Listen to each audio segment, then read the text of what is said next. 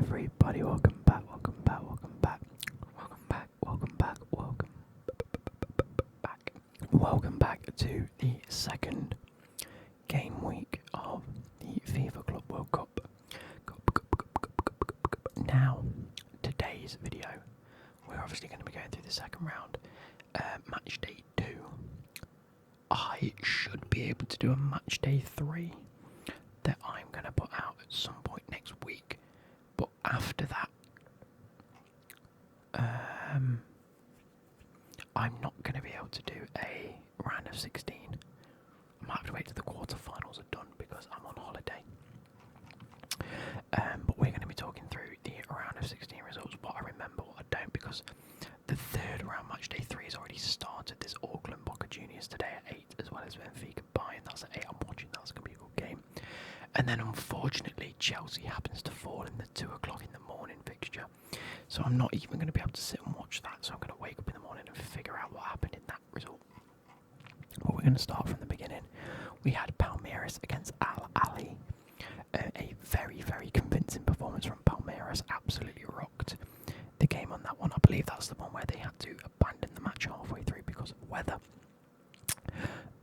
It was a bit of a strange result that last Thursday, but all in all, a very convincing performance. Yet again, Willian Esteval got man of the match. Yeah, he did. He got man of the match, which is really, really good. A 2-0 win saw them pretty much guaranteed to go through. Inter Miami against Porto. Inter Miami actually beat Porto, becoming the first American team ever to beat a European side in a competitive fixture, which is massive for them. All in all, I wasn't actually that impressed with Porto, nor was I really that impressed with Inter Miami.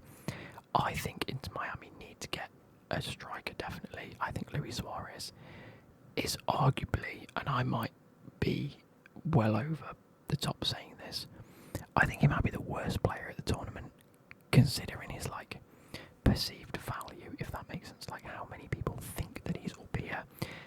He's so low down in rankings, in my eyes. I think he's one of the worst players at the tournament. I think Inter Miami have been very lucky to win that game, but at the same time a Messi free kick. Again, the commentators went absolutely mental going, Messi, Messi, Messi. Look, it was a good free kick. That's all. It wasn't anything spectacular. It was a great free kick. But he's won them the game, so there's nothing new there. I've just had a massive swig of I've downed this Pepsi because I'm thirsty. Now I'm burping because of it. Anyway, Atletico Madrid, Seattle Sounders. That ended up 3-1 to Atletico Madrid. Bit of an unfortunate one for them because they've not had the best of times at the tournament. Again, I think I can say now, because you guys will have already known, Atletico actually didn't qualify for the round of 16 because they drew their last match, which is mental to me. But that's all because of PSG Botafogo and how that result went. Again, Atletico Madrid had a good game against Seattle Sounders. Seattle Sounders, again, proving that the MLS is actually not very good. They were okay, but not enough for Atletico Madrid. Whereas the Brazilian league this year, they have come out in full force. They have started to prove why some clubs around Europe are paying such high, expensive fees for their players, because they are actually very, very competitive, very good, have bags of quality, as we saw when Botafogo beat PSG. That's a big result, 1-0. Yes, PSG dominated the game, but look, football's about results. They didn't get it. Botafogo solidifying their place in that group, 1-0. Moving on to Benfica and Auckland. Benfica beat Auckland 6-0, which brought Auckland's tally to 16 goals conceded. 0 scored, so they are 16-0 on aggregate at the moment. As it stands, again, the game plays for me tonight. You guys may have already seen, or will have already seen the result for that. But Benfica absolutely dominating the game. I think Auckland City are by and large the worst team at this tournament, and I think the results are going to show that. Again, we didn't expect much from them anyway. And then going into a game, Flamengo against Chelsea. This is one I did watch. I paid close attention. a Chelsea fan, hence the top. So Enzo decided to bring on Nicholas Jackson, and unfortunately a few minutes later the whole defence decided to capitulate, figured out that they didn't know how to play football, and then conceded again for a second time, so we went 2-1 down within 3 minutes. Disastrous set of football, you know, but fear not, the new substitutes hadn't really got a chance to really impact the game at all, so, you know, it was all on them. With Liam Delap coming in, I know Enzo was expecting competition for places up front, but it seems like Nicholas Jackson didn't respond in the way that you'd expect many strikers do, because he lost the ball and decided to not only lunge for the ball, but to almost double jump and stamp on someone's shin, because that's the obvious thing to do.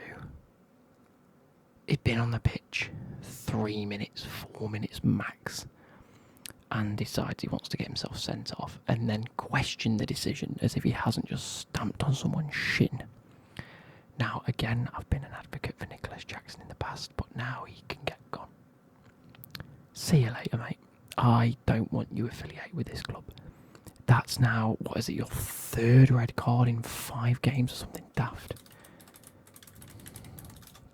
Let's go on to, there we go.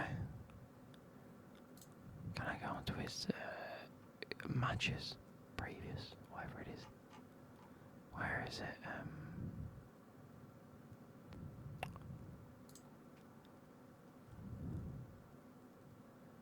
He's got 1 red card in the Club World Cup, 1 in the Premier League, 2.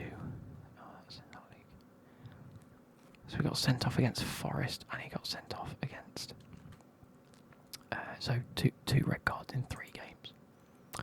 That he's participated in, because obviously he didn't get to feature against Forest at all. He's played a total of 68 minutes with the Club World Cup and got sent off. His behaviour is so unacceptable. It is unbelievable. He shouldn't be anywhere near playing for this club anymore. His head isn't the right. He's not the right player. Juventus are looking at him.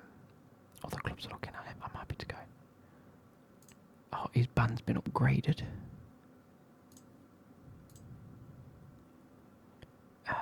He's had his ban extended to what? 2 games. So instead of missing the next game, he misses the round of 16, if we even make it. Pedro Neto running through on goal, fine. Conceded a great goal. Terrible defending for the second goal, decided they didn't want to be there. Gusto plays it in, Nicholas Jackson loses it. Hop, skip and a stamp. What a stupid idiot he is. Anyway, that's enough said about Chelsea. We ended up conceding again in the 80th or something at the minute. It's 3-1 to Flamengo. It was a bloody shite game, wasn't it? And then LS Tunis against LAFC. Quite an even game in terms of shots. Both had 10 shots. Tunis had more on target. LAFC had more possession and more passes, more pass accuracy. But S Tunis ended up with the win. 1-0 Yusuf Belali in the 70th minute. Gave them the goal against LAFC, which puts LAFC at the bottom of the table for that one. S Tunis on 3 points, Chelsea on 3 points, Flamengo on 6 points. So Flamengo are through, because if Chelsea win, they get 6. If S Tunis win, they get 6. If they draw, it's 4-4. So Flamengo are already through, which is great for Flamengo, not quite for Chelsea. We have to beat S Tunis tonight to win. We can draw, but we need to be winning the match at 2 in the morning. Now, LAFC, where are we? Bayern Munich, Boca Juniors. I've got so bad hiccups and gas today, it's unbelievable. Bayern Munich, again, 2-1 win. It was actually a lot closer than people realise. Boca Juniors, really, these South American teams are putting in an absolute fight this year. That's one of the reasons I've really enjoyed the Club World Cup is these South American teams seem to be fired up, really trying to prove a point. But Boca Juniors 1-1. I think Bayern Munich scored in the 84th minute to win it. Michael Elise, Harry Kane got a goal, and then Miguel Merentiel scored for Boca Juniors. It's moved. So close game. And then Dortmund against Mamelodi Sundowns. Mamelodi Sundowns look like an absolute force. They are playing some incredible football. Lucas Ribeiro Costa scoring in the 11th minute. And then Nemecha Girassi and Job Bellingham all scoring in the first half in order to make it 3-1. You then had a Caliso Madao own goal in the 59th minute to make it 4-1. But then Ikram Reyners scored in the 62nd minute and then Lebo Matiba in the 90th to make it 4-3. Could they complete the comeback having 16 shots to Dortmund's 8? More possession, more passes, better pass accuracy. It was a close one, but it does leave the group completely wide open going into Game Week 3. Fluminense on 4 points, Dortmund on 4 points, Mamelodi Sundowns on 3 points, and Ulsan on 0 points. Now, with that being said, both Fluminense, Dortmund and Mamelodi Sundowns, all three of them could qualify. Mamelodi Sundowns now have Fluminense to play who are top of the group, so whichever one wins that goes through basically.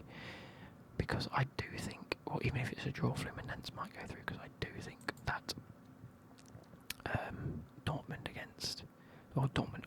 should and will beat Ulsan. We then had Inter against Urawa Red Diamonds, Inter Milan battered them, but Urawa Reds had a very, very early lead, 11th minute in, scored a goal and then just sat back and defended. They had 18% possession for the game.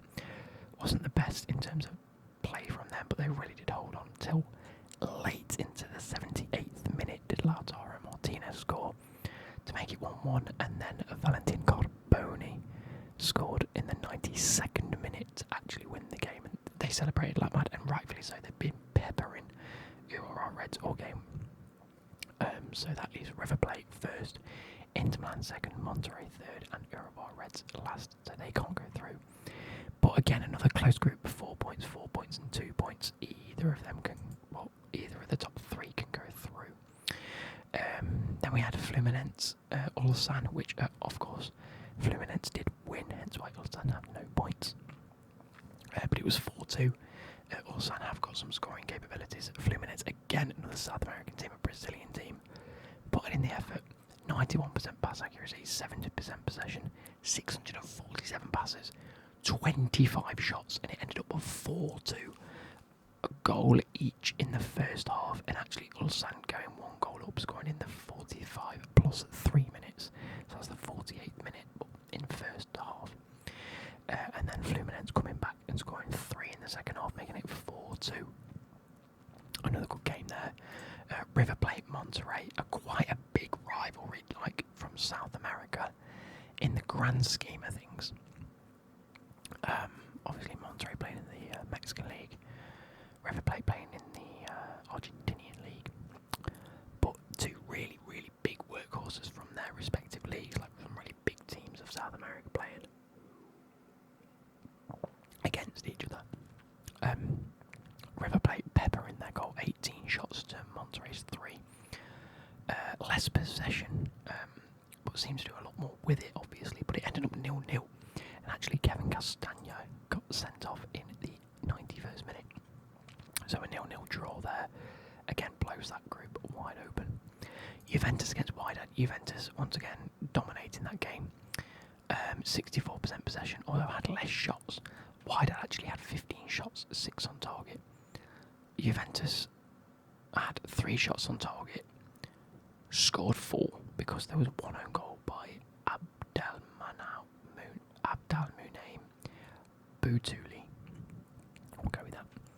Juventus topping the group on 6 points. Man City also on 6 points, which means Wydad and Alain are both eliminated already going into the last game Madrid then played Pachuca.